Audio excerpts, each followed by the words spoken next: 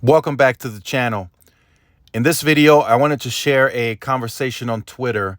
I put out a tweet because I've recently noticed, and I've had to call customer service more frequently recently. I've had to set up the iPhone, place the order for the Apple Watch Ultra, had to call in for some issues on another line.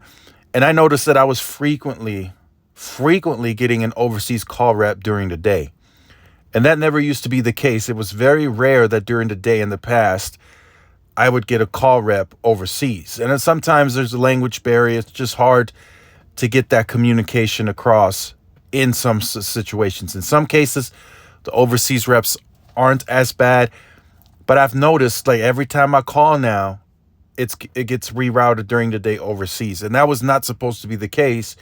When they set up the team of experts originally during the day until a certain hour, it was supposed to be stateside, and then after hours, like overnight, you would get an overseas call rep.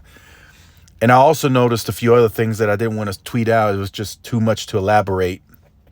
And I also noticed that oftentimes now the queue is busy when you call 611, and it will tell you, hey, currently we're busy. It's this amount of minutes to get a rep. We can call you back. If you press 1, then you press 1. And I've noticed recently that the callback doesn't happen.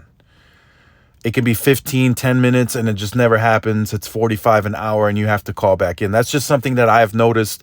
So I tweeted it out, and I tagged John, because John is now in charge of customer service ever since Collie Field went to business.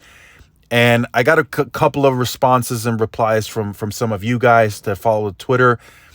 And I was also hoping that John would reply too. I've heard that it's happening, it's in the works, but I just wanted him to respond for the transparency. And sure enough, he did. I replied to the person. I said, yeah, I believe he's in the process of getting this under control. And then he responds, I am. So that's something that I was already made aware of. But I just wanted you guys to know more of the call center reps are coming more stateside. They're opening up more call centers in the United States. One just opened in California. But a lot of these call centers are going to be region specific. But you got to remember, each of the regions, including El Paso, they have more customers now.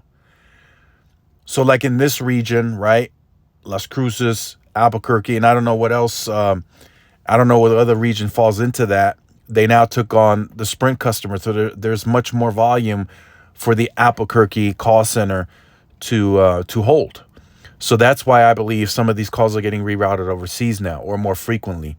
So I believe T-Mobile may have to open up another call center in this region, or John may have to attach another call center stateside that handles some of this region as well. So those are just some of my thoughts, and I wanted to share that with you guys. John is responding, so that means there's transparency there. He's trying to fix it, so make sure you guys stay tuned.